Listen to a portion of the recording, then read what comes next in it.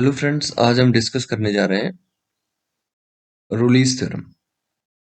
Rolle's theorem का statement हम देखते हैं और उसके बाद इस पर सॉल्व। स्टेटमेंट हमारे पास है कि if F satisfy these three condition on close interval A B. First one देखिएगा, ये लिखा है F is continuous on close interval A B. F continuous होगा किसी क्लोज इंटरवल ए बी में।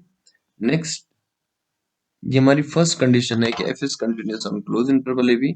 सेकेंड कंडीशन देखिएगा, लिखा है f is differentiable on open interval ab, and third point is fa is equal to fb। इनको देखिए, the function जो functional value होगी at point must be equal. End points पर functional value है, it must be equal. तब एक point ऐसा exist करेगा, then there exist at least one point C. At least one word इस्तेमाल कीजिएगा। then there exists at least one point C between open interval AB such that f dash C is equal to 0। ये कह सकते हैं, in other words, there is at least one point in the interval where the slope of the tangent is 0। तो ये रोलीज theorem apply करने का ये statement है रोलीज थ्योरम का। नेक्स्ट चलते हैं इसमें आगे। देखिए, ज्योमेट्रिकली हम इसे कैसे समझ सकते हैं। हमारा हमने एक फिगर ड्रॉ करी है, यहाँ पर देखिएगा, ये ग्राफ है जिस फंक्शन की हमारी बात हो गई। हमारे पास दो एंड पॉइंट्स हैं, एफ इज दो पॉइंट्स एंड पॉइंट्स हैं, एक ए पॉइंट है और एक बी पॉइंट है। इन दोनों पॉइंट पर फंक्शनल वैल्यू सेम होनी चाहिए, है ना। इन दोनों पॉइंट पर ए पर एफ ए फंक्शन की वैल्यू, बी पर एफ एफ बी है। तो देखिए, हमारे थ्योरम का स्टेटमेंट क्या है कि f is continuous on closed interval b a b, f is differentiable on open interval a b, and ये कह रखा है कि fa is equal to fb। fa is equal to fb यानी इन दोनों पॉइंट पर a और b पर जो वैल्यू है, ये जो वैल्यू है fa और fb, ये सेम होनी चाहिए। तब एक पॉइंट यहाँ पर ऐसा एग्जिस्ट करेगा C such that f dash C is equal to 0। f dash C is equal to 0 का क्या मतलब, समझे आप, कि जो इस पॉइंट पर टेंजेंट ड्रॉ होगा वो टेंजेंट पैरेलल होगा दिस एक्स एक्सिस के, इस एक्स एक्सिस के पैरेलल होगा। तो हम कहेंगे कि f dash C is equal to 0। अब ये सिचुएशन कितनी बार आ रही है ये हमें देखना है।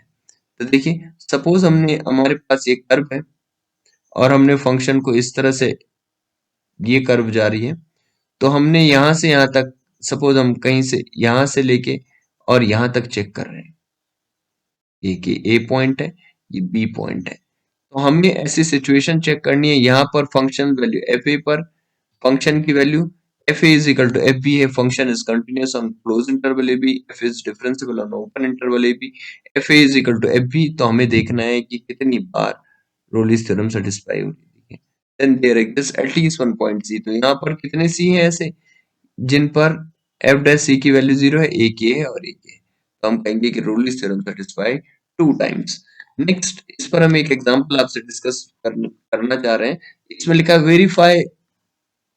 Verify Rolle's theorem for the function. हमारे पास फंक्शन है F X is equal to X square minus 4x plus 3 on the interval is 1 and 3।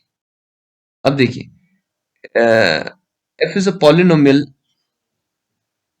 यहाँ पर एफ एक्स की जो वैल्यू है x square minus 4x plus 3 है। f is a polynomial, it means f is continuous. यहाँ पर हमने लिखा ये f is continuous and differentiable on close interval a b। Next हम देखते हैं f1। f1 की वैल्यू कितनी होगी, 1 स्क्वायर माइनस 4 इंटू 1 प्लस 3। तो जो value I f1 is 3 plus 1 that is 0. Now we are going to calculate f3. f3 कितना होगा? 3 square minus 4 into 3 plus 3. Answer है 0. देखिए, तो हमारा नेक्स्ट पॉइंट जो था F A is equal to F B हो गया. एंड पॉइंट्स पर दोनों की वैल्यूज होगी. देन देयर एग्जिस्ट इस ये वाला स्टेप हमने चेक किया. अब नेक्स्ट स्टेप की तरफ चलते हैं, वो हमने यहाँ पे लिखा है. देखिए, अब फंक्शन इज डिफरेंशिएबल, तो क्या होगा? हमने लिखा है फंक्शन इज डिफरेंशिएबल. फंक्शन को डिफरेंशिएट कीजिए. फंक्शन क्या था हमारे पास? एफ डैश एक्स कितना आ जाएगा? एफ डैश एक्स उसको डिफरेंशिएट करा तो 2x माइनस 4. देन हम हमारे पास नेक्स्ट स्टेप जो होगा, अब देखिए एक, then there exist at least one point C such that, वो सी कौन सा पॉइंट होगा? एफ डैश सी 0 होगा. ये कह रहे हैं अगर ऐसी सिचुएशन आ जाती है तो हम क्या करेंगे? इसमें सी पुट करेंगे और उसे 0 के बराबर, यानी 2c minus 4 is equal to, यानी c इज इक्वल टू 4/2. तो कितना आ गया? 2. देखिए, ये जो 2 पॉइंट है, 2 lies in the interval 1 and 3. तो c की वैल्यू 2 के लिए, hence the point c is equal to 2 satisfy Rolle's theorem. ये लिखा है हमने, तो यहाँ पर ये रोलीज थ्योरम सेटिस्फाई होगी. तो हमारा मेन मकसद क्या है? हमारा मेन मकसद है इन पॉइंट्स का ये जो स्टेटमेंट है इसे समझना.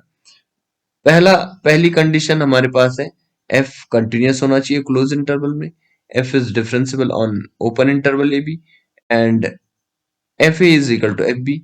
अगर ये तीन कंडीशन होगी तो ये निश्चित है. Then there exist at least one point C belongs to open interval AB such that f dash c is equal to 0. at least one point. अब वो देखेंगे हम कि कितने पॉइंट ज्यादा भी हो सकते हैं. ज्यादा होंगे तो उतनी बार रोलिस थ्योरम सेटिस्फाई हो जाएगी इसमें, है ना? तो ये हम चेक कर लेंगे. तो इस लेक्चर में इतना ही. नेक्स्ट लेक्चर की तरफ चलते हैं.